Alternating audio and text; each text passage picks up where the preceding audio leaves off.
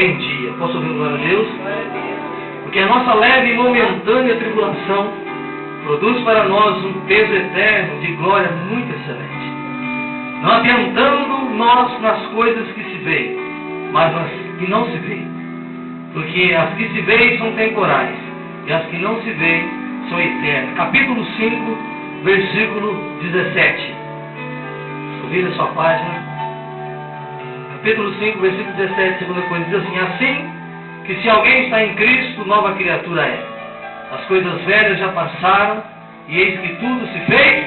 Não. Eis que tudo se fez? Não. Pode se acertar no nome de Jesus. Senhor, meu Deus e meu Pai, eu lhe agradeço, ó Pai, por essa oportunidade de estar trazendo a Tua palavra, o Teu Evangelho. Usa, meu Pai, o preletor dessa noite, que eu seja o menor, meu Pai. Que a Tua graça, meu Pai, seja abundante e manifesta nesse lugar. Espírito Santo, Tu és bem-vindo a esta pequena igreja, Senhor. Mas Tu és o convidado principal. Sem o Senhor aqui, nada acontece, nada muda, nada transforma. Sabemos que necessitamos da Tua graça, do Teu amor, do Teu perdão. Esteja conosco, ó Pai, neste culto. Usa os meus lábios, ó Pai, para profetizar nessa noite e trazer a Sua mensagem com eloquência, ó Pai, e sabedoria espiritual. No nome de Jesus. Amém. Queridos, sabemos que todos nós passamos por grandes fases em nossa vida. Ao momento que nós estamos dentro da barriga da nossa mãe, nós estamos passando por uma fase, um processo. E nesse processo que vai acontecendo dentro da barriga de uma mãe, cria-se os dedos, as mãos, os pés, cabeça, cabelo. E depois que tudo isso acontece, esse processo de 9 meses, nós nascemos. Depois que nós nascemos, nós iremos passar por um outro processo.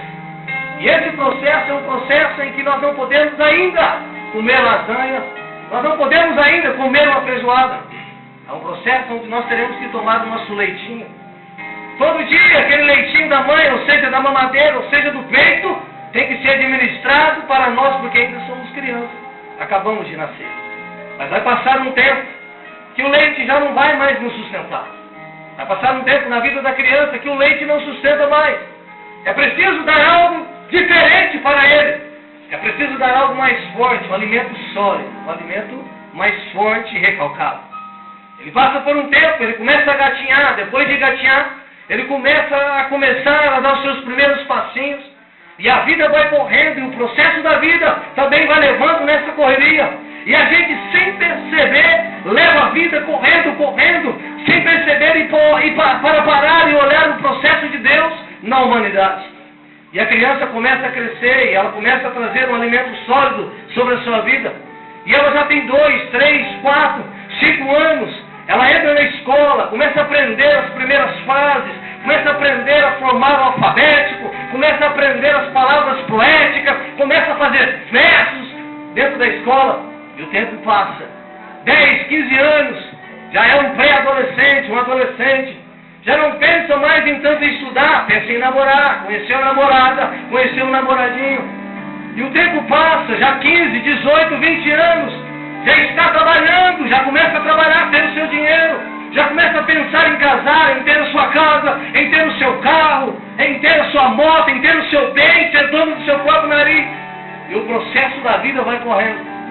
E o processo da vida vai correndo. Já está chegando aos 30 anos. Já está alcançando uma maturidade física, ao ponto de alguém olhar para ele ou para ela e dizer: já é um homem formado, olhar para ela e dizer: já é uma mulher formada. E o processo da vida continua. E o tempo vai passando até chegarmos a ficarmos velhos.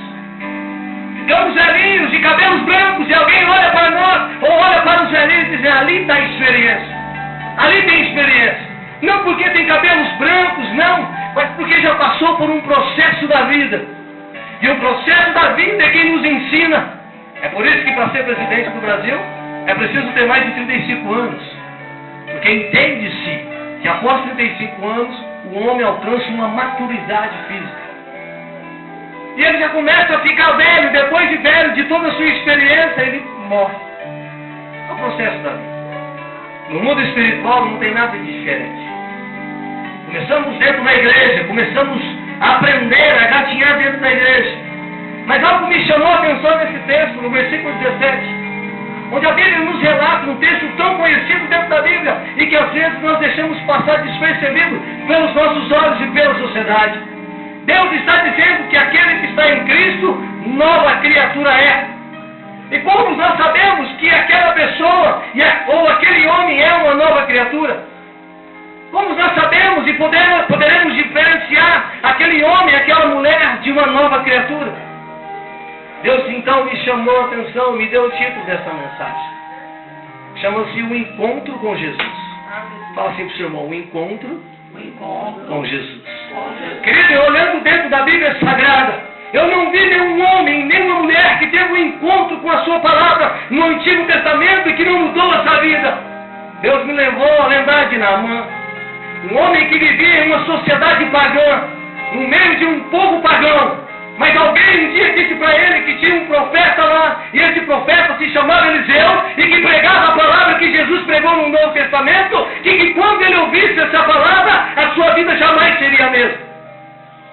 Naamã então corre, desesperado, de lepra, precisando de uma cura, encontra Eliseu. Eliseu manda ele ir até o Rio Jordão, mergulha 7 vezes, e depois de mergulhar 7 vezes, a Bíblia diz que ele sai curado, e depois de sair curado, ele também foi transformado. Por quê, pastor? Porque depois de ser e viver numa sociedade pagã, a Bíblia diz que ele queria dar tesouros para Eliseu. Deus moveu o coração de Naamã. Naamã saiu daquele lugar totalmente transformado, e a Bíblia diz como a pele de uma criança. Teve um encontro com Deus. Olhando ainda para a Bíblia Sagrada, eu posso ver um homem que estava indo para uma cidade chamada Jonas. E quando ele ia para uma cidade, Deus assopra o seu ouvido e diz para ele: não vai para lá, vai para Nínive. Nínive era uma cidade que estava marcada para ser destruída por Deus. Uma cidade onde pairava o pecado. Preste atenção no que eu vou dizer. Avivamento não é pulo. Avivamento não é golpe de karatê. Avivamento não é alegria. Avivamento não é a melhor pregação. Avivamento não é a melhor canção. Não existe avivamento sem arrependimento. Quem não se arrepender não poderá entrar no céu. O verdadeiro arrependimento é aquele que quando arrepende no seu coração. Esse é o avivamento que vai nos levar para o céu. Não existe avivamento sem arrependimento. Se você entrar num lugar um dia e ver uma igreja cheia, pulando, salteando, e você olhar para ela e dizer: essa igreja avivada, mas quando você conhecer aquela pessoa que diz aqui dentro da palavra, aquele que está em Cristo, nova criatura é. Se ela não for nova criatura, ela não se arrependeu e não vai morar no céu. Pode fazer de tudo, pode ser o melhor pregador, pode ser o melhor cantor, pode ter nome, pode ter renome. Se não se arrepender, não vai morar no céu. Eu não acredito no avivamento sem arrependimento.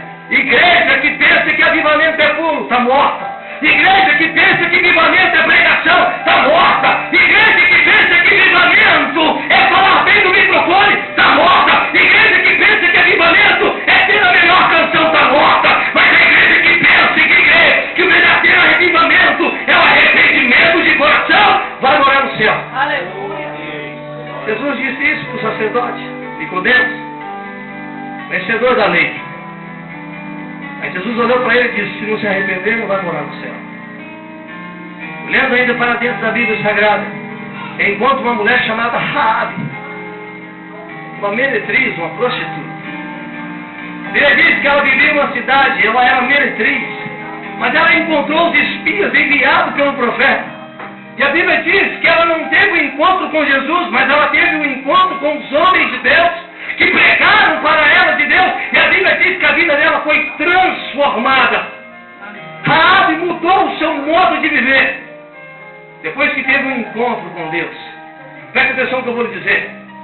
Talvez há muitos crentes que vivem há 5, 10, 15 anos dentro da igreja, e eu já vi pastores, ministros, que fazem campanhas que vão dizendo que vão fazer quebra de maldição. Se aquele que está ainda vivendo há 5, a 10, a 15, a 20 anos, tentando fazer uma quebra de maldição, não conhece a Bíblia Sagrada, porque a minha Bíblia diz que aquele que está em Cristo, nova criatura é. As coisas velhas já passaram e tudo se fez novo. Aleluia. Raabe não teve que fazer quebra de maldição.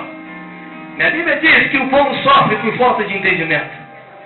Raabe não fez quebra de maldição. Naamã não fez quebra de maldição. Jonas, aquele povo daquela cidade de Nínive, que estava para ser destruída, a Bíblia diz que Nínive se arrependeu, e Deus encolheu a mão e não destruiu aquela cidade. Aquela cidade não precisou ficar fazendo quebra de maldição. Se você conhece pessoas que até hoje vivem fazendo quebra de maldição, ainda não tiveram um encontro com Deus. Porque a Bíblia é bem clara para dizer: aquele que está em Cristo, nova criatura é.